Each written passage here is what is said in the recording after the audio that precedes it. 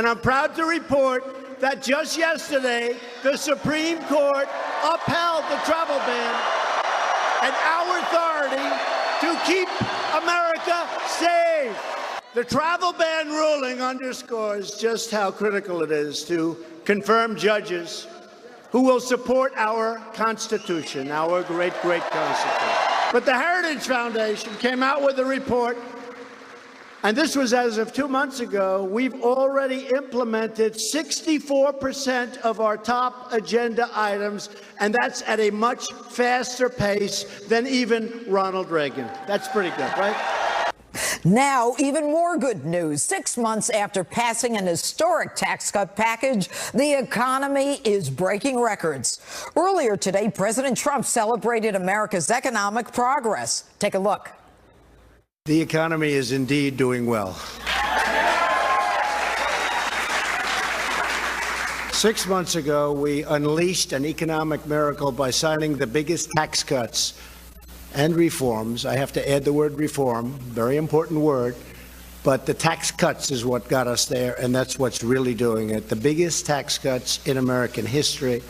Now it's my great honor to welcome you back to the White House to celebrate 6 months of new jobs, bigger paychecks, and keeping more of your hard-earned money where it belongs, in your pocket or wherever else you want to spend it. In the wake of all this good news, we also learned that President Trump is now set to take part in a diplomatic summit with Russian President Vladimir Putin. And joining us now to preview this meeting and more is the White House Senior Advisor for Strategic Communications, Mercedes Schlapp. Good evening, Mercedes. Great to be here. All right, Mercedes, the president had a great week, and in fact, I just kind of outlined a lot of it. But I think the thing that is, the most interesting, I would say, at this point, although saving your money and a good economy is really important to all of us, is the Supreme Court. The president now has an opportunity to put another person on the Supreme Court. It's not even 2 years, and he's going to have a second person on the Supreme Court. Now, I understand he's meeting with potential candidates this weekend in Bedminster. Is that what's happening?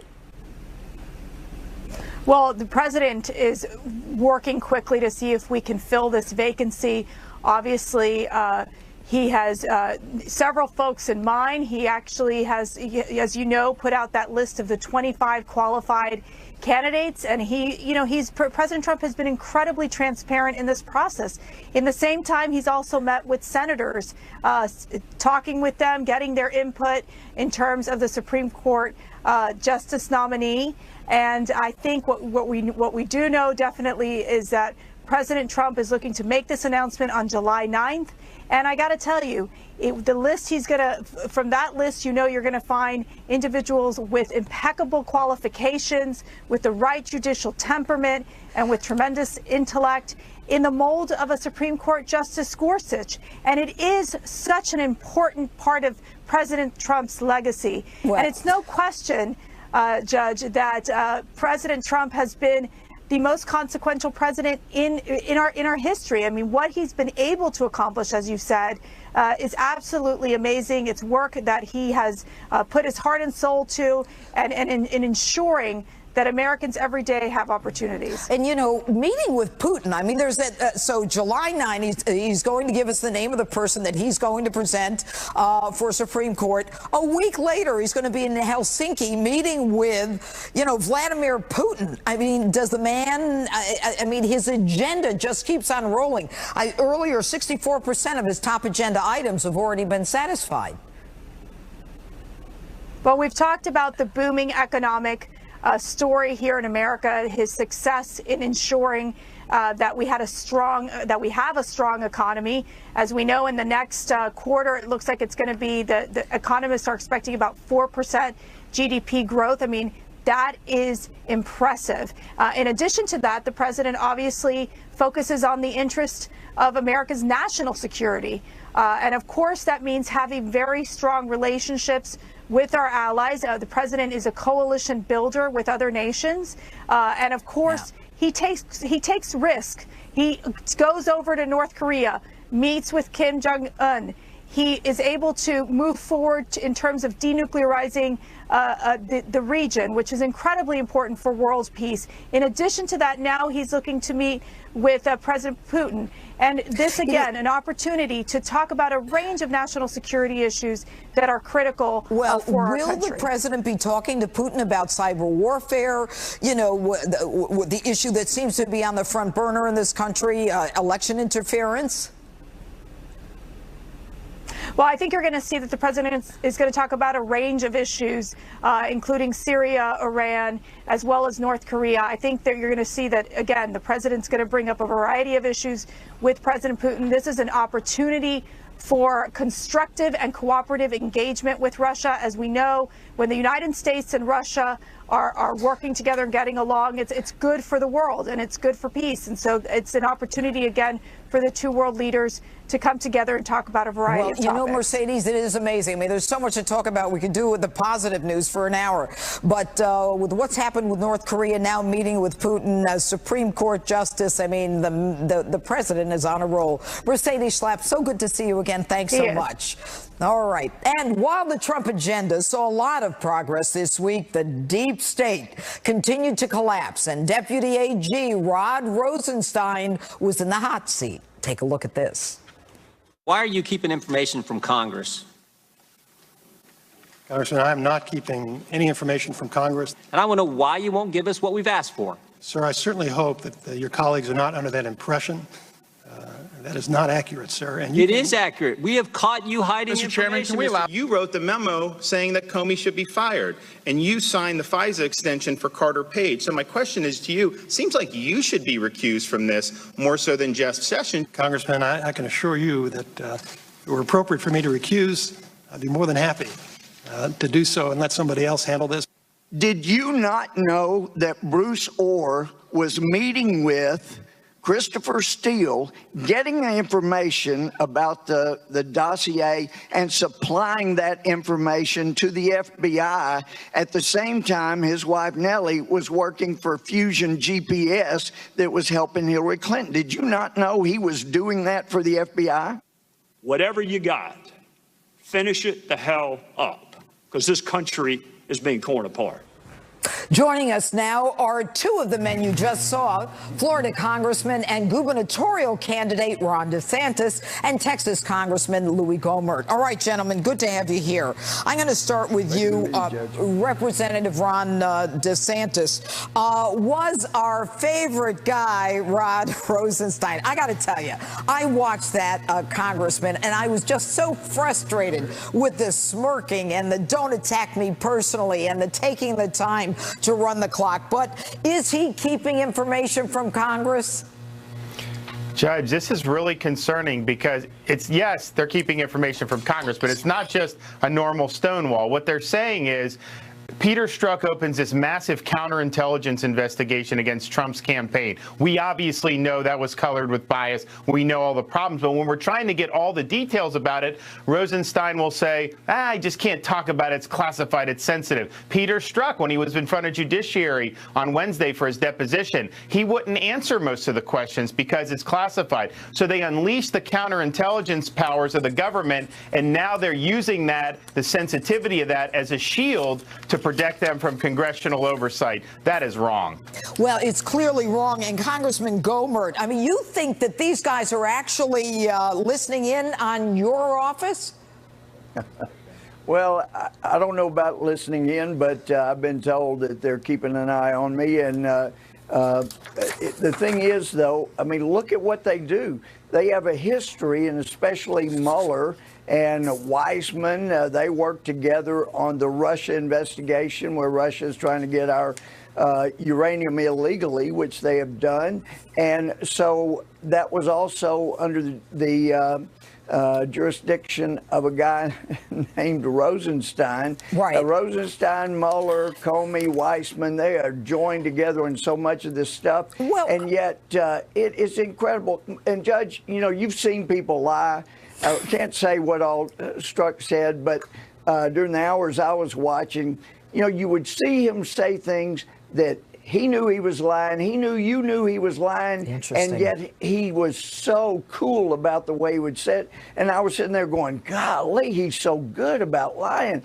And then I realized, oh, you know what? He's been doing that forever to his wife. He's got this lying with the proper emotion down pat. All those times he probably lied to his wife about Lisa Page. This guy's really good at what he does. And then Rosenstein, to sit there and say he didn't know what the guy in the office 2 doors down who worked directly for him, he says he was not working on the Russia investigation. Oh, I didn't know he's the one that got the information from Christopher Steele for the FBI. Wow. Well, how about and you know, Congressman, I mean, holy cow. Yeah, I know. You know what, Congressman Goldberg, I share your frustrations. But Congressman DeSantis, I'm going to ask you this, and the American people understand what's going on. You look at this guy, Rod Rosenstein. He's so knee deep in the swamp, it's pathetic. He's the one who said that Comey should be fired. He's the one who convinced Sessions that he should recuse himself. He's basically now running the Department of Justice. He says he doesn't know anything, and he's not dragging his feet on the production of records that Congress wants. But the American people instinctively understood this because they elected an outsider to be president. So here's the question that they have. What are you going to do about it? And I don't want to hear it's the conscience of the Senate or of the Congress. We want you to hand it over. What are you guys going to do about this? When are we going to see justice? Well, you have to impose a sanction for noncompliance. I've been saying we should have done that months ago, Judge, because we've been doing this dance back and forth, and it's just counterproductive. It just wastes time. I don't know, though, so that's what I would like to do personally. I do have other colleagues who would. I don't know whether we have a majority of the Congress who would support that at this juncture. I hope we do, but ultimately you would need to vote it out through the whole body, but I think that's absolutely appropriate. And if you don't do a sanction, then they're going to keep stonewalling. Of course they're going to stonewall. These are the same people who said to you there were no emails between the FBI and the Department of Justice on the meeting on the tarmac between Loretta Lynch and Bill Clinton. Come on, they've been lying, you know, from the get-go on this whole thing. But I'm going to go back to you, Congressman. It's all going to be a question of how strong our leadership is. When Boehner was Speaker, he would not let us go after Koskinen. I mean, the guy lied. It was just all kinds of offenses were committed. Loretta Lynch, you know, there were problems there.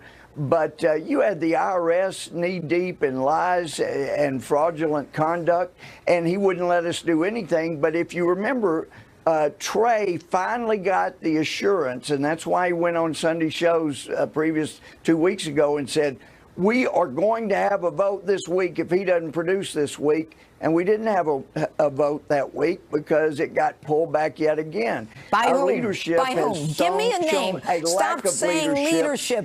Give me a name. Well, they're elected. They're not leaders, but they've been elected, and they have prevented us from keeping these guys or making them accountable. Give me a name. Who are we talking about? Paul Ryan? Who are we talking about? Paul Ryan? That's where the buck stops, yes. Thank you very much. Congressman Ron DeSantis, you were great last night. Congressman Louis Gohmert, thanks so much for being with us. All right, and joining us now with more is Fox News contributor Charlie Hurt, the author of the new book, The Russia Hoax, the illicit scheme to clear Hillary Clinton and frame Donald Trump, Fox News legal analyst Greg Jarrett, and Fox News contributor Doug Schoen. All right, guys, I'm already fired up, and it's early in this show. I can't stand it when people lie. You know, you can do a lot of things, but don't lie to me. All right, Charlie, I will start with you. Now, what we've got here is you just heard two congressmen, and what they say is, you know what, leadership isn't letting us do what we've got to do. What do they have to do?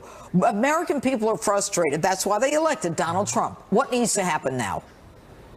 Oh, it's just beyond frustrating. When you sit there and you look at a guy like Rod Rosenstein, who I think should be impeached, should be fired, quite frankly, to look at a guy like that whose only objective in coming before Congress is somehow sticking up or covering up, trying to protect the institution of the FBI, that's not what we're worried about here. What we're talking about is that the FBI was weaponized, turned into a political weapon and went after a political opponents at the height of a presidential campaign. These are very, very important constitutional issues that Congress has every right and every responsibility to get to the bottom of. And they're not and doing to have it. These people. And they're not doing it. So, and to have these people stonewalling only means that Congress should work twice as hard to get that information. Okay, that tells me, Doug, they're the swamp too. Absolutely, and I've got a dirty little secret to reveal tonight. The reason the Republicans have been lagging in the polls, they're coming up now, is because of the Republican leadership. The least popular people in America are Paul Ryan, retiring, and Mitch McConnell. That's Donald Trump, and that's the Republican Party's problem, and the great benefit for the Democratic Party. And you know what's interesting, though, is that Mitch McConnell, with the selection of the Supreme Court justice, his numbers and his stock is going to go up a little bit, I think. But you don't hear him on this issue, do you, Judge? No, you don't hear him on this issue. Right. And that's why I'm going to go to Greg Jarrett to talk about, I mean, I could say how frustrated were you, but we all were. But look, when you've got this Rod Rosenstein, I, like you, was all teed up to get some answers. He smiled, he smirked, he said, "You're not attacking me personally, are you?" I am attacking you personally. I mean, what's your take on this whole thing? He was untruthful yesterday. He denied that he threatened staff members on the Intel Committee. I talked to two of them. They used that very word. We were threatened by him. He threatened to subpoena our emails, our phone records, and our texts. He was also untruthful when he said that he was not withholding documents from the committee. His own letters reveal that he is concealing evidence and withholding documents. And that's why he's been given until July 6th to turn them over or be held in contempt. But I think the president should order him in writing to comply. And if he doesn't comply, he should be fired. All right, let's continue with that. I'll go to you, Charlie. If the president were to order Rod Rosenstein to comply, and Rosenstein doesn't, then who impeaches Rosenstein? Would the president fire Rosenstein? Does he need another James Comey scenario all over again? Well, my goodness, Judge, I don't know. Who does this guy think he works for? He ultimately works for the president, and he ultimately works for the American people. And if the president wants to can him, he can. He works for the president. And the fact that he's sitting in that committee hearing, pointing at these members of Congress who are doing their job, or trying to do their job, which is oversight of the administration, oversight of a position that they created and they confirmed him to hold.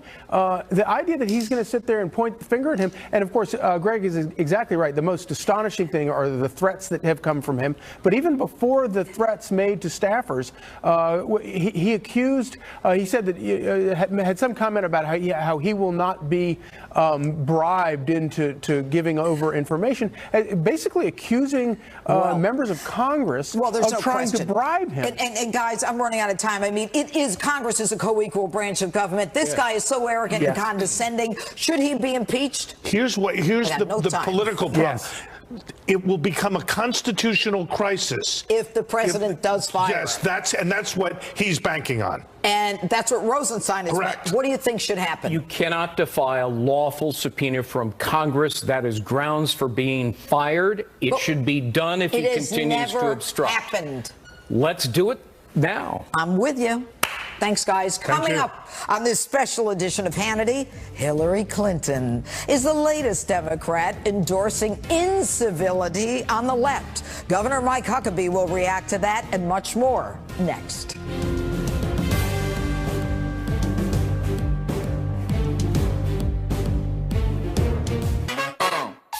Let your inner light loose with one. Back to this special edition of Hannity, the Trump effect. As President Trump's agenda succeeds, the left is literally unraveling. And now many are harassing Trump allies all over the country. The left claims to have a monopoly of compassion for women. But take a look at how they treat women in positions of power within the Trump administration. I was asked to leave a restaurant this weekend where I attempted to have dinner with my family. My husband and I politely left and went home. I was asked to leave because I work for President Trump. We are allowed to disagree, but we should be able to do so freely and without fear of harm. And this goes for all people, regardless of politics. 3 huge guys came up and started probably an inch from my face, screaming at me every word in the book, cursing as loud as they could. So then my trooper came up, and my boyfriend and I got our tickets, we're headed in, and then they ran in and circled me where I could not get into the theater. They stopped me. Homeland Security Secretary Kirsten Nielsen is in a Mexican restaurant of all places. Gold.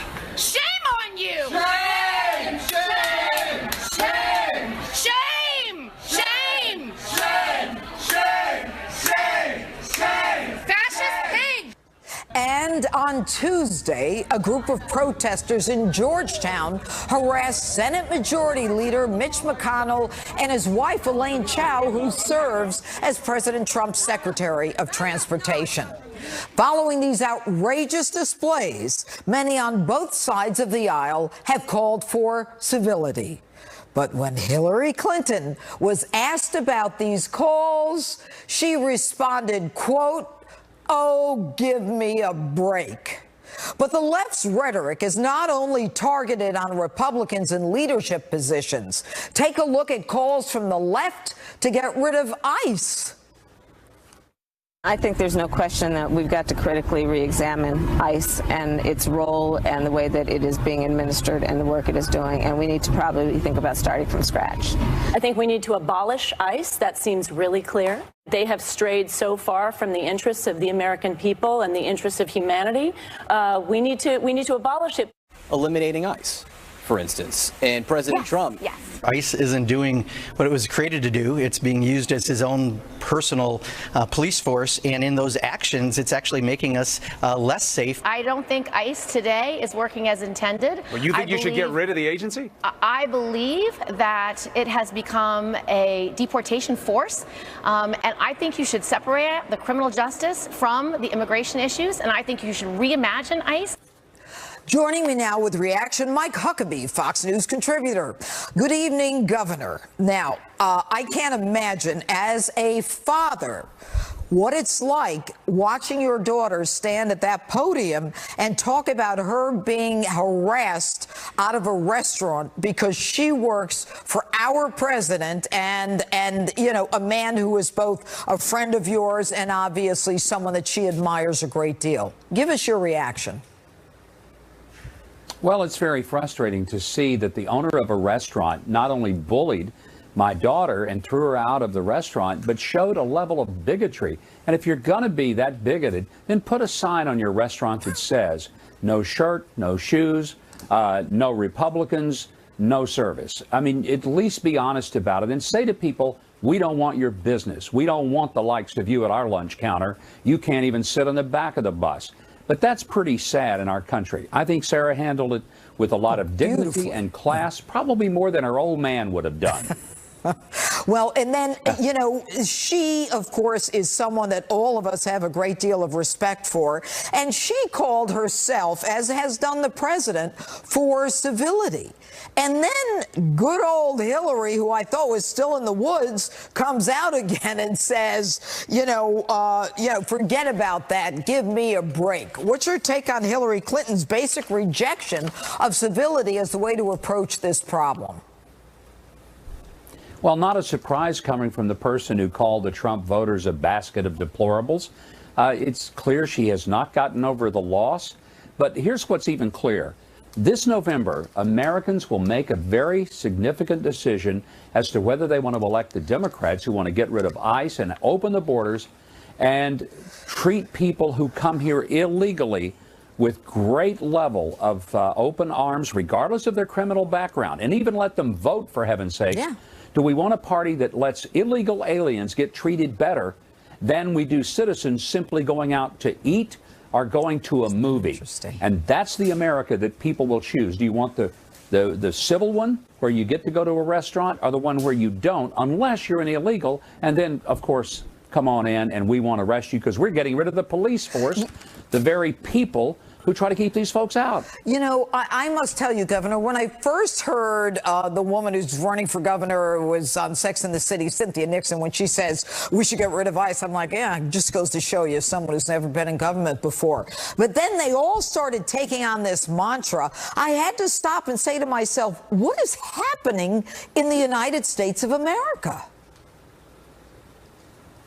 Well, it's obvious that this is a script. All the Democrats are required to read it. I think they have to memorize it. It's like lines in a play, and they're all supposed to audition for it. But it's getting really ridiculous when this is their message to the American voter. Let's get rid of any scrutiny of people who break into this country without any form of identification, who do not come through the legal process. Judge, we are a nation of immigrants. We love and welcome immigrants to this nation. All of us have come here from somewhere. But my gosh, we did have to do it legally. And what these folks are saying is no borders, none whatsoever.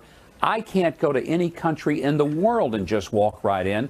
Why should somebody be able to come into America like that? I have no idea. Well, it is a turning point in this country. And as you say, the 2018 elections are so incredibly important. Anyway, Governor Mike Huckabee, so good to have you on this evening.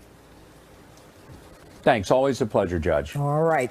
And still to come on this special edition of Hannity, Democrats and the media are completely losing it over Justice Anthony Kennedy's retirement from the United States Supreme Court. And, by the way, don't forget to buy a copy of my book on Amazon or Barnes & Noble, Liars, Leakers, and Liberals, The Case Against the Anti-Trump Conspiracy. More Hannity after the break. Sarah. Welcome back to this special edition of Hannity. Justice Kennedy announced his retirement from the Supreme Court this week, throwing the left and the mainstream media into utter hysteria. Take a look at this. Regardless of what happens in his presidency now, Donald Trump will leave a mark on this country for decades to come. Yeah. It's like it's not going to go away. It's like he's giving America judicial herpes. If you are LGBTQ, if you are a person of color, if you are a woman, so basically if you are not a straight white male in America right now, you are probably freaking out. We're looking at a destruction of the Constitution of the United States. We're not screwed. We're actually screwed for generations. Clean air and water that you use and breathe is at stake. We are looking down the tunnel of potentially criminal liability for women who are seeking to make decisions about their own bodies. It's time for Democrats to throw down. And what I mean by that is that we've been playing by the rule book, and Donald Trump and Republicans have been playing by street rules. We need to play by street rules. Don't allow a vote on this. Don't have a hearing. Don't have a meeting. Don't let anything go forward. Don't play ball with this decision. Fox News is reporting that President Trump is set to interview candidates this weekend and will announce a final decision on Monday, July 9. The president sat down with Fox Business's Maria Bartiromo to discuss some major questions he might have for his potential nominees. Her interview is going to air Sunday at 10 a.m. Here's a preview. Are you going to ask your nominees beforehand how they might vote on Roe versus Wade? Well, that's a big one, and probably not. They're all saying, don't do that, you don't do that, you shouldn't do that, but I'm putting conservative people on. And I'm very proud of Neil Gorsuch. He has been outstanding. His opinions are, is so well written, so brilliant. And I'm going to try and do something like that, but I don't think I'm going to be so specific. Joining me now with reaction, former Obama economic advisor Austin Goolsbee and Fox News contributors DeRoy Murdoch and Robert Jeffress. All right, I'm going to start with you, Pastor Jeffress. Right now, the right, of course, is looking for the president to appoint someone who is pro-life. The president has indicated in the preview that he's not going to ask that direct question.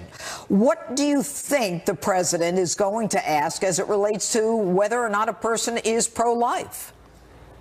Well, the president is exactly right not to ask a specific question about Roe v. Wade. And, Judge, he doesn't need to. And here's why. It's the philosophy of this justice that really counts. You know, for the last 50 years, the only way liberals have been able to enact their agenda is through the judiciary by having justices who create imaginary rights for some Americans while at the same time erasing the real rights of other Americans. There is no right to abortion. That's nowhere in the Constitution.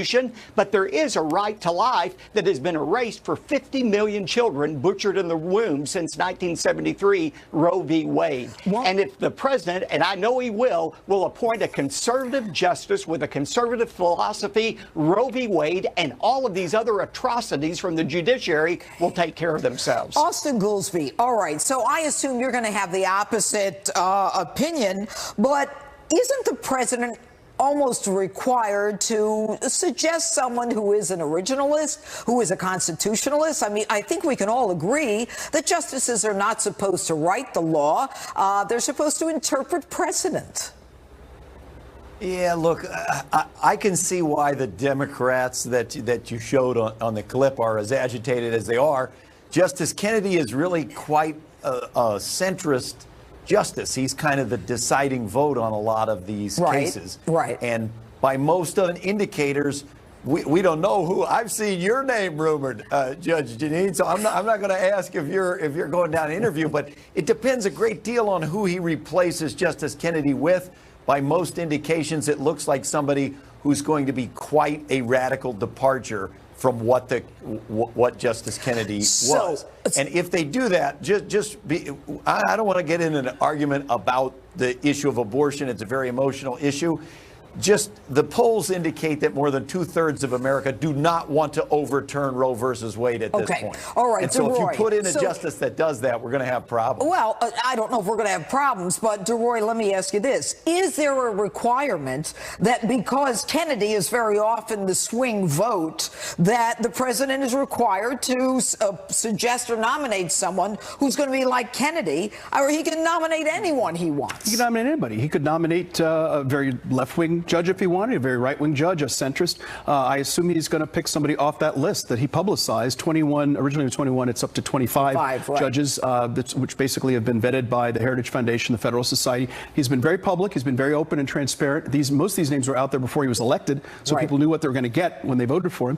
And whether you like or dislike these people, he's been very transparent about putting these names forward. And people have had basically a year and a half to look into them and their backgrounds, their judicial outlooks and so forth. All right, and I'll ask you this, Pastor Jeffress, because, and then I want to go back to Austin again. Look, the truth is that, you know, these justices, I mean, judges who are up to be a justice, I mean, if they have too many decisions that are controversial, I mean, that's going to cause a whole, you know, uprising. But if they don't have a lot of controversial decisions, then on the other hand, there are going to be conservatives who are going to say, well, maybe they're not conservative enough. And in the end, what we've got is Murkowski and Collins, who are votes that we need, who are the Republican senators who are both pro-choice. So how does the president balance that to get the 50 Republicans that he needs? Because Pence will be if there's a tie, the 51st. Yeah, you know, Judge, not long ago, the president asked me why I thought he had a 75% approval rating with evangelicals. And I said, it's very simple. You are delivering on your promise to put conservatives on all of the courts. Judge, the president knows this. This is what he ran on. And I'll have to tell you, if we were dealing with a President Bush, either one of them, or heaven forbid, a President Romney, I would be nervous tonight that president would waffle and give in to the Democrats and liberal Republicans. But this president has the guts to deliver on his promise, and I believe he's going to do it. Well, clearly he does. I don't think there's anyone at this point who would say that President Trump doesn't have guts. I mean, but let me go to Austin now. You know that there are Democratic senators, Heidkamp, as well as Manchin. Okay, they are in red states. They are Democrats. What happens to them if they vote for a conservative nominee in a state that is overwhelmingly red? What happens among their voters, or what happens in do they Congress? get elected? What do you mean? Do they get elected? You know, I don't know. They are. You're quite right. They're in tough races.